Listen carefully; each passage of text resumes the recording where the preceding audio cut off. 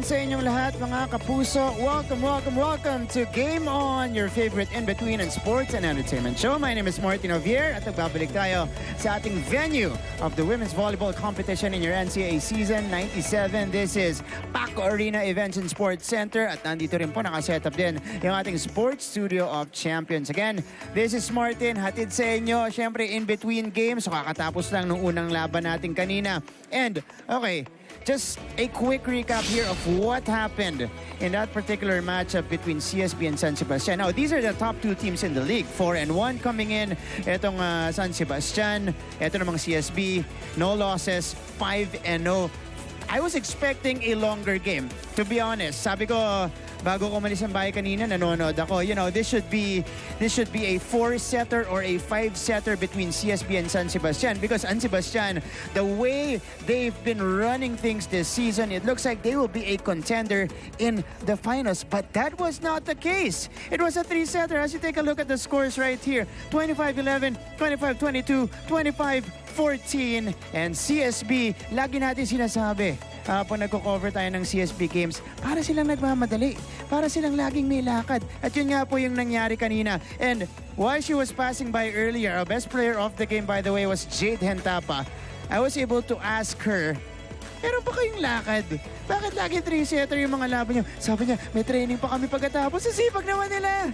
Kakatapos anong laban nila. Paano ba nag-5 sets yan? Delayed sila sa training. Biro lang. But congratulations to the College of St. Benilde Lady Blazers. Again, I will echo what Anton Rojas, Mr. Pure Business and Pleasure, said in the coverage earlier, looking very unbeatable right now here in the tournament. They are still undefeated, 6-0. San Sebastian, on the other hand, goes down to 4-2.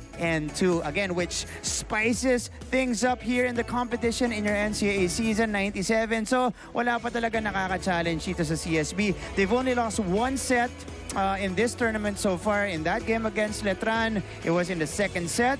But, you know, Coach Jerry fielded in some of their second stringers. Okay, some of their second stringers. But after our recap earlier of the game earlier, which was between CSB and San Sebastian, let's now go to some basketball news, because yesterday, okay, our Gilas Pilipinas, our national team in basketball, they were in action against New Zealand in the FIBA World Cup qualifiers. They were over there at their home court in New Zealand, of course, against the Kiwis, against the Tall Blacks. And they got a beat down there. 106-60 was the final score. But a bright spot or a silver lining in that game, at lalong-lalo na para sa mga NCAA fans natin, Renzo Bando performed very well. 11 points, 2 guys in double figures in that game against New Zealand for Gilas Pilipinas. First one was Carl Tamayo with 16. The other one was Renz Abando. So you know he can compete in the international scene against international competition. And I think we were kind of anticipating the loss for Gilas Pilipinas, but we just didn't expect that kind of beatdown. A 46-point loss against New Zealand. So, again, this is a very new team na magkakasama, of course, composed of amateur players, some professional players here and there. Pero with Coach Nenad Vucinic at the helm, he did not like, of course, what he saw with his players. And there's a lot of work to be done, especially, okay, it was a non-bearing game because we're already qualified for 2023 dyan sa World Cup. But again, you know, this is definitely a learning experience, something that they can, you know, carry moving forward sa kanilang magiging mga torneo sa FIBA. All right, and now, more basketball news here. Hindi pala basketball news. Iba naman yung tone natin dito. Kasi sabi ko kanina sa headline, chichikahin natin. Yung isa sa mga prominent alumni natin dito sa NCAA. He was one of the best scorers in his last year in NC. I think he was the leading scorer that year. Scored 44 points in one game. Yung pinaka naaalala niyang moment sa NCAA, i-share din niya, was drafted a couple of years ago as a, you know, in the Gilas draft as well, was part of that. So he was part of the national team for a little bit, and now he is finally in the professional league, and again, making a name for himself dyan po sa professional rank. So ito, kilalanin na natin. Actually, kilala naman natin siya, pero balikan natin yung pagkausap natin sa isa sa mga stars na nanggaling dito sa NCAA from the San Sebastian Stags. Nandito si Allyn Bulanadi.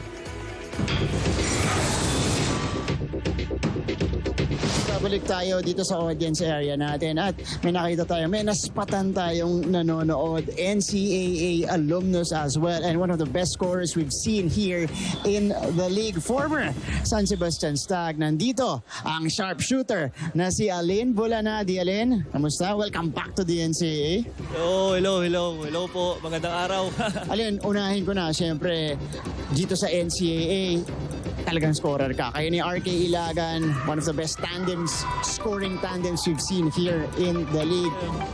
Thank you. Ayos. Pero ikaw, galing dito, naka-2-3 season ka na sa professional ranks, then nagkaroon ka pa ng exposure sa international scene. Kamusta naman yung transition mo from the college days to your professional days now? Siyempre yung adjustment ko, yung transition from college hanggang pro, medyo mahirap din. Pero nung tumagal naman, sabi ko naman sa sarili ko na kailangan ko mag-grow, kailangan ko mag-improve, and kailangan ko matuto araw-araw. Yun lang naman. Okay, Allyn, nandito yung kampi mo kanina. Nakausap natin si Jeyo ang buhot. Oo, si Jeyo. Graduate lang. Kayo ba, siyempre mga batang NCAA kayo, meron bang connection yan? Sabay ba kayo nagwo-workout? Oo, sabay kami. Pero mas masipag si Jeyo sa akin. Alam mo, pag alis mo dito, Allyn, nakita natin halos complete player ka na. Kakaunti na lang yung i-refine mo sa game mo. Kasi magkangad ka, you're about 6'2", 6'3", merong dribbling, can dribble the ball. At syempre, yung pinakamalaking bagay sa game mo, ang iyong shooting. Eto ba, nag-translate ba to pagdating mo sa pro? Paano ka nag-adjust? Siyempre, sa Pro League, iba na yung mga players doon. Kumbaga, kompleto na rin sila. So sa akin lang naman, yung sabi ni coach sa akin is, konting magpabalik pa ako ng katawan. Yun lang naman din sabi. Alam mo si Allyn, lalo pag nagsascan ako sa Instagram, siyempre may mga skills coach ako na pina-follow dyan. Nakikita ko yung mga highlights nito ni Allyn. Really working on his game outside of their training sessions. Allyn, kwento mo naman sa atin yan. Ano yung mga extra work na ginagawa mo para ma-improve pa yung game mo? Siyempre, after namin ng training, may extra practice din ako. Minsan, before training, nag-extra ako. Gumigising ako madaling araw. Or minsan naman, depende sa oras. Minsan, pagkatapos na ng training. And then, minsan, umuwi na ako sa bahay, mga gabi na. Yun lang, tapos tulog na diretso, tapos bukas ulit, ganun ulit, paulit-ulit lang. Allyn, napakaganda ng karera mo dito sa NCAA. Nakita namin kayong pumasok sa Final Four. You've had a lot of great moments on the court as well. Pero tatanong ko sa'yo, kung maalala mo, ano yung hindi mo makakalimutan, paborito mong moment sa NCAA? Yung natalo namin yung beda na buzzer beater, which is yung tira ko. Oo, yung shoot ko na yun. Kaya, natapos na nila 15 points. Pero ano pa yun, second year ko pa sa NC. Alam mo, naalala ko yung moment na yon, yung go-ahead basket mo. Sa napakahirap talunin na San Beda Red Lions in the eliminations. And to add to that, naalala ko rin po na nag-44 points yung Allyn Bulanadi in a game, which is one of the highest totals we've seen in the NCAA history. At dahil nagbabalik ka dito, Allyn, sige na, papabatiin na namin si Allyn Bulanadi. Siyempre, very close pa rin ang connection niya sa San Sebastian community at siyempre the entire NCAA community. Go ahead, Allyn, batiin mo na sila. Gusto ko lang batiin yung family ko sa Davao, yung palagi nakasupport sa akin, and syempre yung fiancé ko yan sa Davao, si Chloe, and sana suportahan nyo rin po ang San Sebastian College Recoletos all the way. Kasi bravo basta, di mo na alam, di basta-basta mga player dyan. So yun lang naman, thank you. Yan po ang nag-iisang Allyn Bulanadi. Again, one of the best scorers we've seen here in the NCAA and former San Sebastian Stag. Thank you so much, Martin!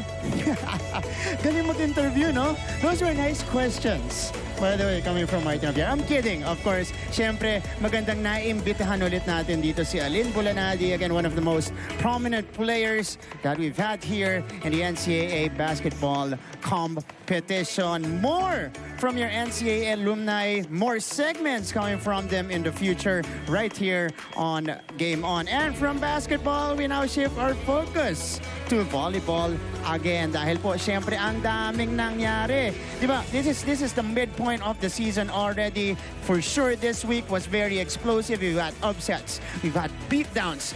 Major beatdowns as well. So ayan po ang ating babalikan pagbalik natin dito sa Game On!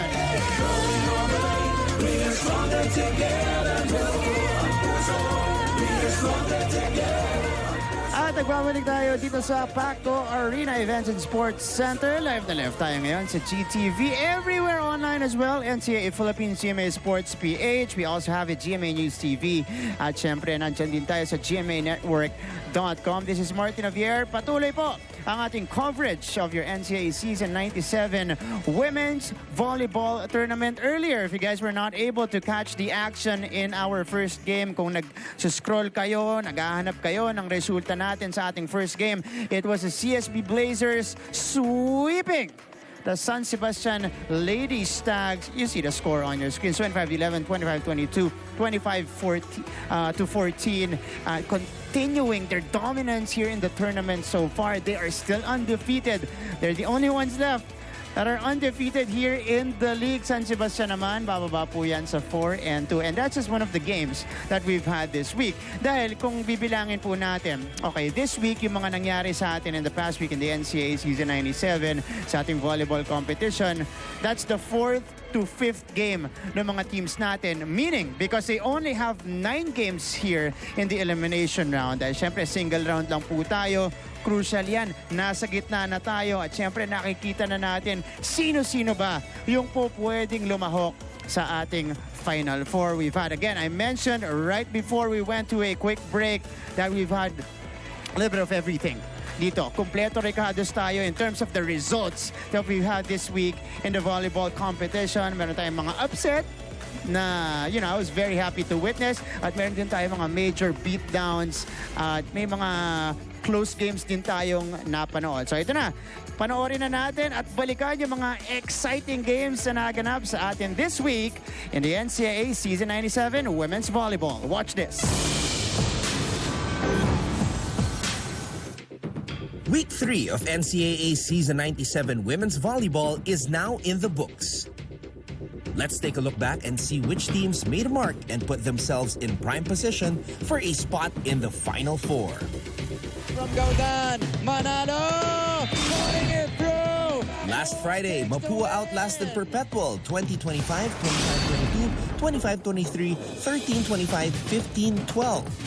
Rookie middle blocker Nicole Ong tallied 21 big points for the Lady Cardinals in that intense match.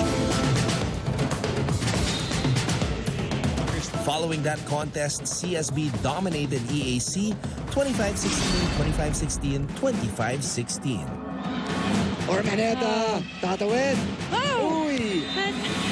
Noong Sabado naman, pinabagsak ng LPU ang Letran 25-14, 25-22, 28-30, 25-12. Failure. Abay! Gets... Nagtagumpay din ang Arellano kontra sa JRU 25-18, 19-25, 25-18, 25-19. Nanguna para sa Lady Chiefs ang kanilang ace spiker na si Princess Bello na gumawa ng 23 points. Goes to the open to Cat. Cat scored for Cat. Sa sumunod na araw, isang makapigil hiningang come-from-behind win ang naganap sa bakbakan ng San Sebastian at UPHSD. The Viola.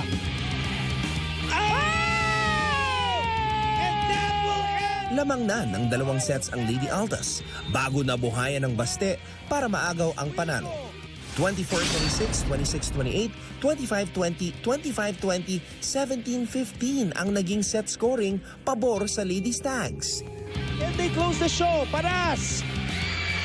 For the win! Tinalo naman ng SBU ang EAC 17-25, 27-25, 25-23, 25-23 upang masungkit ang kanilang unang panalo sa torneo. Basarte, Montañedo ends the match! Para naman sa mga laro nung Martes, winalis ng CSB ang Mapua 25-17, 25-11, 25-12. Inda itong si Princess Bello almost Habang pinahaba ng Arellano ang kanilang winning streak sa 3 matapos pataubin ang Letran 25-13, 21-25, 25-16, 25-20. Good one, unleashed. Juliana! Sa wakas, nung Miyerkules, nanalo sa unang pagkakataon ngayong season ang EAC Lady Generals. Pinangunahan ni Crizia Reyes ang atake ng mga general kontra sa LPU with her match-high 24 points. 26-28, 25-15, 27-25, 25-17 was the set scoring in favor of EAC. Celiana, tapol. And then, JRU ended their 3-match losing skid by beating Perpetual 25-19, 25-20, 20-25, 25-18. So there you have it mga kapuso, ang mga resulta ng pangatlong linggo ng NCAA Season 97 Women's Volleyball. As always, keep it here on GTV and see you at the games.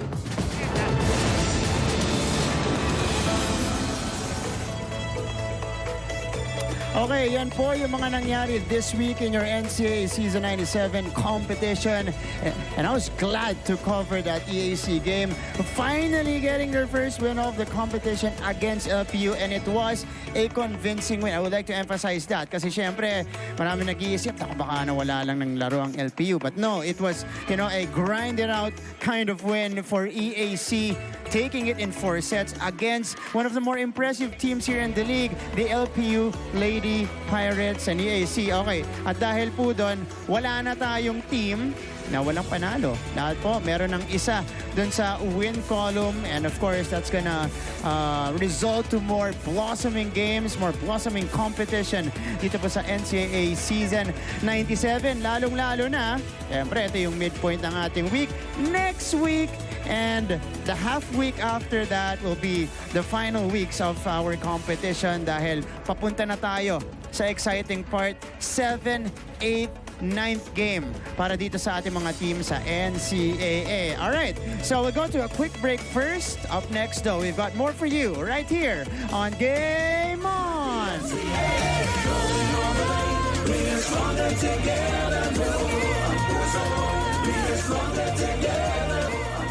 At nagbabalik tayo sa Game On. This is still your favorite in-between because we are in-between games and sports and entertainment show right here on GTV. This is Game On. Name is Martin Javier, still joining you guys for this edition at the Paco Arena Events and Sports Center. Again, next game po natin bago tayo pumunta dyan. Siyempre, exciting din yung laban na yan. Mapua kontra San Beda. Mamaya bibigyan natin yan ng kaunting preview. Okay, pero ngayon po, siyempre, kukulitin muna natin. Pumunta muna tayo sa lighter side ng NCAA competition natin at Women's Volleyball Tournament. Dahil nandito si Lan Santiago, maraming kinulit sa mga volleyball players natin. Sino-sino kaya yung mga tinanong niya?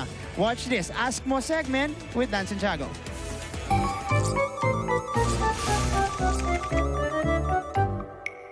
Mga kapuso, nandito tayo ngayon ulit sa Ask Mo! Okay, John Mascagorio, ready ka na bang sagutin ang mga nagbabagang katanungan? Ready. Ready na, grabe, hindi umuurong ang mga San Beda, di ba? Fighting! Okay, ito, kung papipiliin ka ng bahagi ng muka o ng katawan mo na gusto mong doblehin, ano ito at bakit?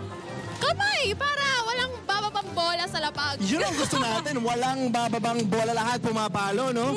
Yun, okay. Meron ka bang secret talent na gusto mong i-share sa atin? Secret talent! Oo. Hindi naman ako masyado nagtitiktok. Hindi ka masyado nagtitiktok, pero pwedeng sample na ano, sample lang, walang sounds. Ito, talent to. Pakita natin sa mga kapuso natin. 1, 2, 3, go! Grabe, that's what you call talent! Kung isa kang uri ng dessert, ano ka? Ice cream. Bakit? Minsan po kasi ako cold, minsan din sweet. Paano yung mga sili ice cream? Ay, sauce ba? Mga hot naman yun, Hot mga po. hot Pang naman. hot po yan ako, ano lang. Anong favorite mong warm-up exercise? Ay, siguro po yung ano namin, yung pagtakbo. Pa-demo nga, takbo. Takbo lang. Ella, ang tanong ko lang sa'yo, kung meron kang dodoblehin na bahagi ng muka o ng katawan mo, ano ito?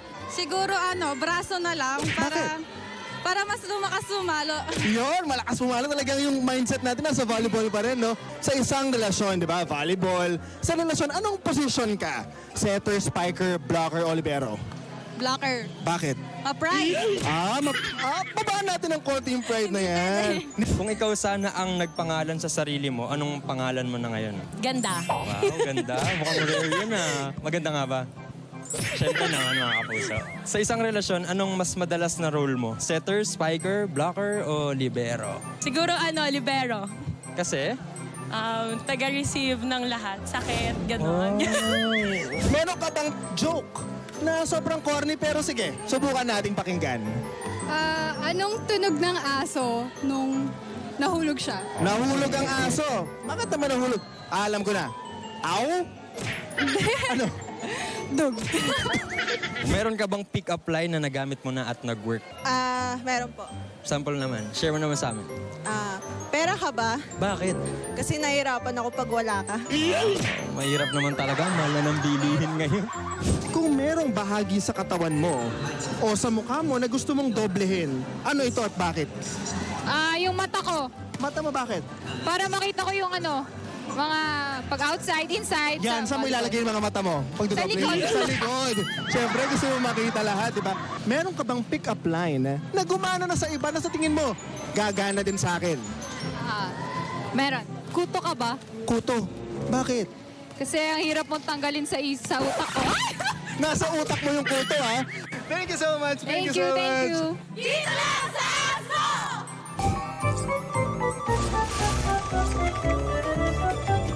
And that's our Ask Mo segment. Kasama si Lance Santiago at si Christian Sebastian na may pakamyo doon. At halata may kaka-graduate lang niya. Si Christian, kino-congratulate natin. Kaka-graduate lang niya.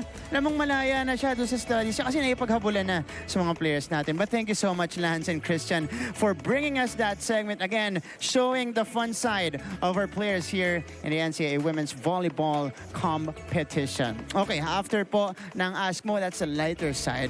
We'll go straight down to business, to our second game that will happen in just a little bit. Laban po ito ng Mapua Lady Cardinals. They want to bounce back of that loss against CSB. And they're up against a team na nakakagaling lang sa kanilang unang panalo here in the tournament, the San Beda University Lady Red Spikers. And this particular game, ang magko-cover po nito, sige, silipin natin kung sino. Like natin. Si John Vic de Guzman lang po. Siya lang mag-isa. Huwag mo muna nagsabong laban. Hindi, kasama ko yan. Kasama ko ba si John Vic mamaya? One of the best players that we've seen in the men's volleyball scene naman. Siyempre, dito sa NCAA pa rin. John Vic de Guzman, I'm also gonna join him there later kasi hindi lang ako makasali ngayon. So, mamaya-maya po, kasama niya ako dyan. Alright. So thank you so much for joining us here in a jam-packed episode. I rarely say that. I always say, in a quick episode. Napakabilis po nating segment bago tayo magtungo sa second game. But no, this was a jam-packed episode right here. Dito po ngayon, syempre Friday. So we're celebrating the entry of the weekend. And of course, halfway through the year as well, July 1st in 2022. Alright, thank you so much for joining us here. My name is Martin Javier. I'll see you guys in a bit. Pero maraming salamat sa inyong panonood dito sa Game On!